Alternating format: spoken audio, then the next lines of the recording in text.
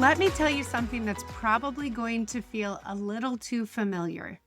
You are motivated and you're driven, you genuinely love what you do, and you're absolutely exhausted.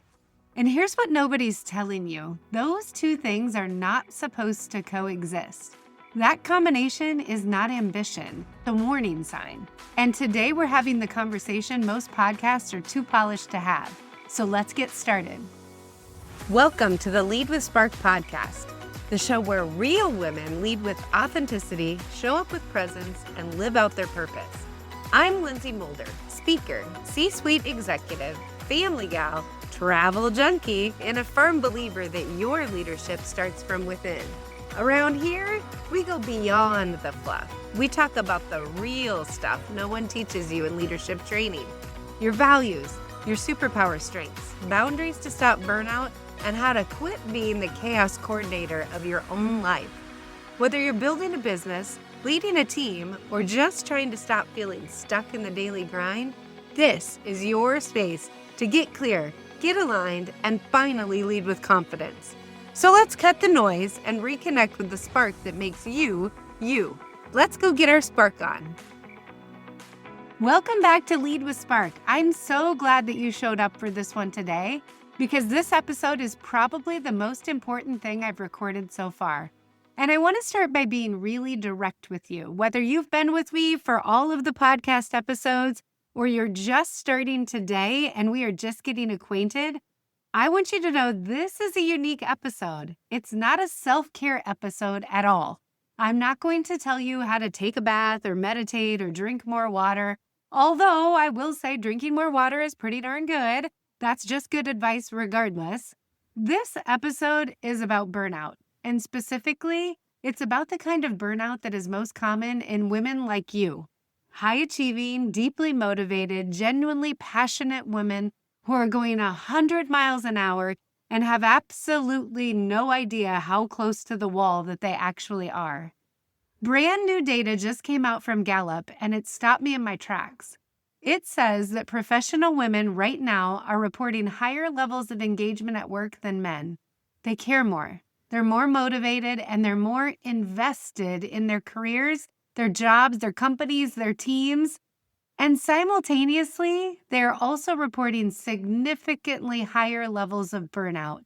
Nearly 1 in 3 women right now says that she feels burned out very often or always. Think about that. You care deeply about what you're doing, about what your team's doing, about your team themselves. You're committed to the actions that you're taking, to your job, to your company. You are giving everything that you have, and you're exhausted. That's not personal flaw. That is a design problem. And I want to help you see it for what it actually is. Reality is that high achievers burn out differently. So why is that? Here's the thing about burnout in driven women. It sneaks up on you in a way that doesn't sneak up on other people. Because when you're somebody who cares about doing things really well, somebody who takes pride in their work, someone who doesn't like to let people down, your internal warning system is collaborating incorrectly. Most people slow down when they're tired. You actually probably speed up. You push through. You add another thing to the list. You figure it out. You make it work. You're the person that says, oh, I just work better when I'm super busy, because that is literally what has always worked before. Your ability to push through hard things is one of the reasons that you're successful. It's also, right now, a huge liability. Because when you push through exhaustion long enough, you stop noticing it. It becomes your baseline. And then one day, you're sitting in a meeting or you're driving to work, or you're helping your kids with their homework, and you feel this flat, gray, hollow feeling. And you think to yourself, when did I stop enjoying this? What happened to me? Is this really all that there is? What happened is burnout. It didn't arrive loudly. It moved in quietly, just box by box, while you were too busy noticing. And here's a part that breaks my heart, and I want you to really hear it. The same Gallup data that shows that women reporting the highest career growth motivation So they're the most driven, the most ambitious women in the workforce today. They're also among the most burnt out. And you're not burned out just because you don't care. You're burned out precisely because you care so much. It's the hidden driver of burnout that nobody talks about. But I want to talk about something that I think is most underrated, the driver of burnout for professional women. And it's this: doing work that was never yours to do. This one is a little bit uncomfortable, so stick with me because I want to talk about this and just be real. How much of what is on your plate right now, if you're totally honest with yourself, is work that somebody else put there? Work that you absorbed because someone needed it done and you were there. Work that you said yes to because you didn't want to be seen as not a team player. Or work that you're doing for a team because it's faster if you just do it yourself than to wait for them to figure it out. Work that you took from a coworker who was struggling. Women, especially women in leadership, are wildly oversubscribed to other people's work. We're doing our jobs and parts of other people's jobs too, and we've made it invisible because we're doing it seamlessly. And here is the cruel irony of this. The better you are at absorbing all of this, the more invisible your capacity looks and the more people pile on. Nobody piles work on the person who is clearly drowning. They pile it on you, the capable, high-performing woman who seems like she can handle it all. And you can, until you can't. If you want to start resolving your burnout, one of the first places to look is your task list and ask, whose work is this actually? Because some of what you're carrying is yours and some of it is not. And it's okay. Actually, it's necessary to figure out which is which. What should I be doing? What was someone else's to start with? And what should I think about delegating to raise someone up or give them a stretch assignment? Because believe it or not, authentic leadership starts with you. Here's what I want to bring in the theme of this whole show, because it's directly relevant to this conversation. Authentic leadership is not just about how you show up for other people. It's about how you show up for yourself first. And a woman who is running on empty cannot lead authentically. She can lead, she can manage, she can execute, but she can't lead from her real, full, sparked up self when she has nothing left in her tank to give. Authentic leadership requires self-awareness. You have to know what your values are, what actually matters to you. Where do you want to go? What kind of leader do you want to be? And when you're burned out, your access to that knowing goes offline. You stop hearing your own voice. You stop trusting your own instincts. You stop knowing what you want because you're so deep in what everyone else wants from you. Your non-negotiables, those things that are truly non-negotiable for your well-being and for your effectiveness as a leader, those are not luxuries. They are the foundation.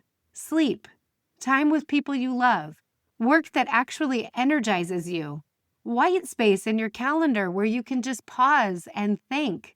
These are not nice to haves. They are the minimum viable conditions for you to be the leader that you're capable of being. And if you have allowed your non-negotiables to get crowded out by everything else that feels more urgent, that is where your burnout comes from. Not from working hard in a way that is misaligned with your actual self. So what does recovering from burnout actually look like? Let me be honest with you about something. Recovering from burnout is not a weekend. It's not a vacation, although I will be the first to tell you that a vacation is not a bad starting point. I would choose that every single time. But recovering from burnout is a longer, slower, more intentional process of rebuilding. And it starts with honesty. Honesty about how depleted you actually are.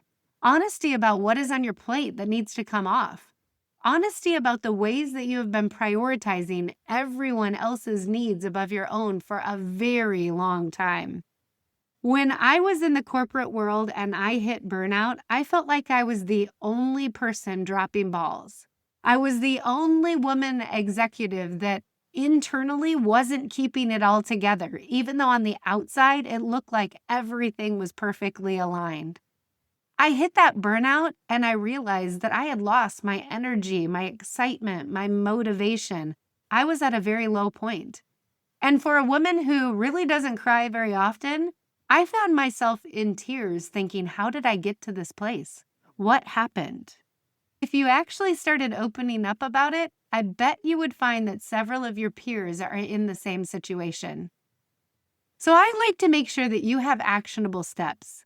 The first practical step I always recommend when you're feeling burnt out is just a simple energy audit. For 1 week, at the end of each day, write down 2 things. 1, what gave you energy today? 2, what drained you? Now, don't overanalyze it, just collect the data. By the end of the week, patterns are going to start to show up. Those patterns will tell you more about where the problem is than any other personal assessment or well-being quiz that you could ever take.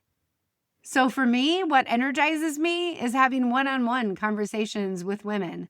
What energizes me is getting into a room where I can talk to people, hear their stories, see if there's advice that I could share. The things that drain me, all of those admin tasks, setting up standard operating procedures, checking the data, that drains me. I know pretty quickly that these are the patterns that are going to show up in my life. What's going to show up in yours? The second step is to start saying the most powerful 2-letter word in the English language and say it a little bit more often. No. N-O. No. Not to everything, not to growth, not to opportunity, but to the things that are piling onto your plate without your real consent. To the meetings that could just be emails. To the tasks that belong to somebody else. To the commitments you made when you had more bandwidth than you have right now. And for those of you that are moms, to taking on that extra party assignment for the classroom for your child, or being part of the prom committee and going full bore into fundraising. Every no that you say, every no is a yes to something that actually matters. And yes, you deserve to have your yeses mean something again. The third step, and this is the one that separates the women who recover from burnout from the women who just take a breath and run right back into the same wall, is to get really clear on your vision. Where do you want to be? What does your leadership life look like when it's actually working? What does a sustainable pace feel like to you? Who do you want to be in your professional and your personal life? What are your highest priorities? Because without a vision of where you're going, you'll just default back to whatever the loudest demand in your life is. And the loudest demand is very rarely the most important one. A quick word to the woman who is really struggling. I want to take just a moment and speak directly to you. If today you're not just tired, but you are really struggling, if you woke up this morning and felt the weight of everything before you even got out of bed, if you're in a season where you are not sure that you can keep going at this pace, and the gap between who you are showing up as and who you know yourself to be feels very wide, no, you're not alone. What you're feeling is incredibly common, and it has nothing to do with your intelligence or your capability or your worth. Burnout is not a character flaw, it's a signal. A loud, uncomfortable, important signal that something needs to change. You do not have to figure this out by yourself. That is exactly the opposite of what high achievers are good at, asking for help. But it is exactly what this season might be calling you to do. Whether that is a conversation with someone that you trust, a therapist, a coach, your doctor, reaching out is not a weakness. It's one of the most courageous things that you can do. You got into leadership because you have something to give, something real and good and important. Don't burn it all up before the world gets to see it. I want to end this episode with a question for you to carry into your week. And the question is, if you were fully rested, fully resourced, and fully aligned with your own values, what would you do differently? I'm not asking what you would do if you had more time or money or less responsibility. I'm asking, what would you do if you were actually okay? If you were actually leading from your spark and not from your survival mode? Because that version of you, that is the leader your team needs. That is the woman that you came here to be. And she's not gone. She's just depleted. and she's worth fighting for. You are worth fighting for. If this episode landed with you today, and I mean really landed, not just as a concept, but as something that you felt in your chest, I want to ask you to share this with someone else. When someone looks perfect on the outside, a lot of times they're falling apart on the inside. They're burnt out. Shoot them this so that they can hear it and know that they're not alone. And second, I want to ask you to do me a favor. I want to hear where you're at right now. Put a note in the comments. What's your next big thing? A new career? A business launch? What skill do you want to level up on? Or where do you want to find balance and joy again in your life? Let me know. I'm planning out my next episodes, and I want to know what you want to hear about. I would love to make sure that I'm meeting the topics that you're after. Thank you so much for trusting me with this conversation today. I don't take it lightly. Now take care of yourself this week and lead with spark. Well, that's it for today. Thanks for being here and for doing the work to lead yourself first. If this episode sparked something for you, take a second to subscribe, leave a review, or share it with another woman who's ready to own her leadership. And remember, the way you lead your life is the way you lead everything else. If you or your organization are looking for a speaker, an impactful workshop, or an executive coach, head over to lynseymulder.com and let's connect. Keep showing up. Keep leading with spark. You got this. I'll see you next time.